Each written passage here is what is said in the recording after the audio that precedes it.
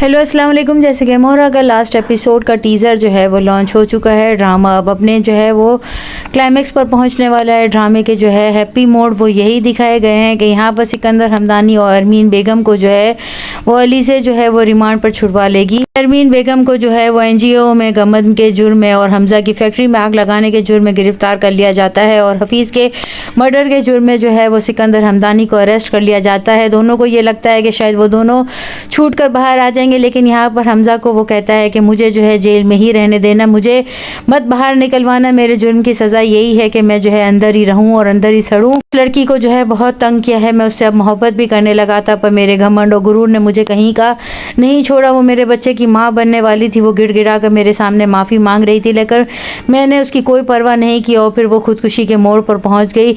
मेरे जुर्म की सज़ा यही है कि मैं सारी ज़िंदगी जेल में रहूँ। यहाँ पर वो जो है अरीशे की जायदाद जो कि उसकी माँ ने उसके नाम की थी वो भी सेल कर देता है और अरीशे इस चीज़ का इतना बुरा मानती है। अरमीन बेगम जो है वो कहीं की नहीं रहती, वो अपने जुर्मों के गुनाह में इतनी ज़्यादा जो है पकड़ी गई हैं कि उन्होंने अपने शौहर का भी मर्डर कर दिया, क्योंकि उनके शौहर ने जब ये बातें सुन ली थी तो वो जो है अपने आप पर काबू ना पा सके और उन्हें दिल का अटैक हो गया। वो किसी से भी नाराज़ नहीं है, लेकिन यहाँ पर अलीज़े को वो बहुत याद करता है। अलीज़े जैसे कि उसे छोड़कर चली गई है, उसमें इतनी ताब नहीं थी कि वो उसका सामना कर सके। यहाँ पर वो उसके नाम पर एक लेटर छोड़कर जाती है जो कि निम्रा के नाम पर भी होता है और हमजा के नाम पर भी। दोनों जो है वो कहीं जो है कुछ कहने के काबिल नहीं रहते। यहाँ पर दाइम के साथ जो है निम्रा के ताल्लुकात बिल्कुल ख़त्म हो गए हैं। दाइम जब उसे मनाने की कोशिश करता है तब भी निम्रा कहती है मैं तुम्हें कभी माफ़ नहीं करूँगी। बेगम जब रिहा होकर घर आ जाएगी तो हमजा पूछेगा कि आप कहाँ से आ गई, जिस पर वो कहेगी कि मेरी बेल हो गई है और मुझे जो है वो अलीज़े ने छुड़वाया है। यहाँ पर जो है सिकंदर हमदानी को भी अलीज़े ही छुड़वाएगी और जब वो उसे पूछेगा तो वो कहेगी